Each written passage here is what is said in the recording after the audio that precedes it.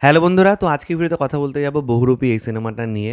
বহুরূপী আমাদের কি শেখালো এবং বক্স অফিসের রাজা তৈরি করলো, নতুন নতুন রাজা। আমি কথা বলছি শিবপ্রসাদ স্যারের কথা।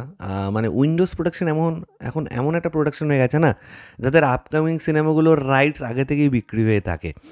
গানগুলো তো আগেই বিক্রি হয়ে যায় এবং ওটিটিগুলো মানে আহ, অনেকে আমি শুনেছি কম্পিটিশন করে যে কারা উইন্ডোজের সিনেমাটা নেবে। উইন্ডোজ কখনো কখনো নিজে থেকেও অ্যাপ্রোচ করে। এবার যেটা বলার যে এই যে বহুরূপী 15 crores মতন একটা হিউজ নাম্বার এবার পুজোতে কালেকশন করলো এবং এখনও সিনেমাটা বড় পর্দায় চলছে, অডিয়েন্স কিন্তু দেখছে। ছুটির দিন পেলে স্যাটারডে সানডেতে কিন্তু বেশ ভালো লোক ভিড় করে এখনও দেখছে বহুরূপীর। দেখো তুমি 4th বা 6th উইক যেটাই চলছে আর কি এখন, তুমি খালি দেখো এখনও হল নাম্বার কতগুলো হল নিয়ে চলছে। এদিকে কিন্তু টেক্কা অনেক কমে গেছে, কয়েকটা শো চলছে, শাস্ত্রী হারিয়ে গেছে। মানে বহুরূপী এমন পিক আপ নিয়েছে এত আগে চলে গেছে যে বাকিগুলো অনেক অনেক অনেক পেছনে পড়ে গেছে। টেক্কা নো ডাউট তাও একটা ডিসেন্ট কালেকশন করেছে 5 crores, সেটা নিয়ে আমি একটা আলাদা ভিডিও বানাবো। কিন্তু শিবুদা যা করছে, তাদের প্ল্যানিংটাই আলাদা। তাদের প্রথম দিকে সিনেমাগুলো ভাবো অল্প অল্প ছোট ছোট বাজেট দিয়ে স্টার্ট করে তারা অডিয়েন্সের মানে যে চেঞ্জেস এসছে অডিয়েন্সের মধ্যে সেটাকে বুঝে, অডিয়েন্সের পালস বুঝে বুঝে বুঝে যে সিনেমাগুলো একের পর এক দিয়ে গেছে। হ্যাঁ, সবই যে বক্স অফিসে সফল হয়েছে তা নয়, কিন্তু তারা ব্যালেন্স করতে করতে মাঝে মাঝে এমন হিট দিয়ে দিচ্ছে, এমন ব্লকবাস্টার দিয়ে দিচ্ছে। গতবার পুজোর কথা মনে করো, রক্তবীজ হঠাৎ করে একটা বিশাল পিক আপ নিয়ে নিল। এবছর বহুরূপী এমন পিক আপ নিল, মানে কি বলবো আর কি, বন্দে ভারত এক্সপ্রেস। তো আমার তো খুব খুব খুব ভালো লাগছে যে বাংলাতে অ্যাটলিস্ট এমন একটা হাউস আছে যে নিজেকে খুব সিকিওর করে রেখেছে এবং অডিয়েন্স ভাবে যে তাদের কোনো কাজ এলে অ্যাটলিস্ট আমাকে কিছু একটা তো ডেলিভারি আমাকে দেবে, কন্টেন্টের মধ্যে কিছু তো একটা থাকবে।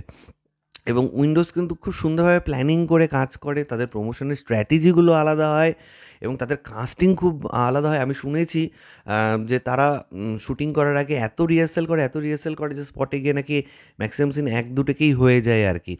তো এই যে আগে থেকেই কেমিস্ট্রিগুলো, ডাইনামিক্সগুলো ক্যারেক্টার্সগুলোর মধ্যে ক্রিয়েট হয়ে থাকে, তারপরে জাস্ট ক্যামেরা বসিয়ে তারা ধারাদ্ধার মেরে দেয়।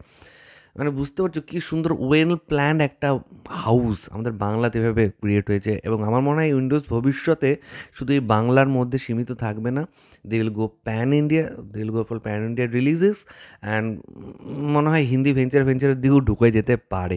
এটা দরকারও, কারণ ওখান থেকে রিকভারি বাজেট অনেক আসবে, সেই বাজেট দিয়ে তুমি আবার বাংলায় আবার বড় বড় কিছু সিনেমাও করতে পারবে। একটা লম্বা প্ল্যানিং উইন্ডোজের আছে, এমন না যে যা হচ্ছে করছি সেটা কিন্তু নয়। এরা এখন থেকে 5 ইয়ার্স 10 ইয়ার্স পরে কোথায় নিয়ে যেতে চায় হাউসকে, সেই প্ল্যানিংটা কিন্তু আছে। এবং সাথে পেয়ে গেছে নতুন বক্স অফিসের রাজা শিবুদাকে। শিবুদা নন্দিতা এই জুটিটা তোমরা সকলে জানো, বাঙালি ওয়েট করে থাকে যে এই জুটিটার সিনেমা কবে আসবে। সো প্রচণ্ড এক্সাইটেড থাকি এসব কথা যখন আমি বলি, খুব ভালো লাগে যখন বাংলা ইন্ডাস্ট্রির কোনো একটা গ্রোথ নিয়ে আমি কথা বলি। তো তোমাদের কার কি মতামত, প্লিজ প্লিজ প্লিজ নিচে কমেন্ট করে জানিও। আমার ভিডিওটা ভালো লাগলে লাইক কমেন্ট করতে একদম ভুলবে না। চ্যানেলটাকে যারা প্রথমবার দেখছো, নিচে যে রেড সাবস্ক্রাইব বাটনটা আছে সেখানে ক্লিক করে নাও, পাশে একটা বেল আইকন আছে সেখানে ক্লিক করে অল অপশনে ক্লিক করে নাও। ঠিক আছে বন্ধুরা, ভালো থেকো সবাই, সাবধানে থেকো সবাই, love you all, take care.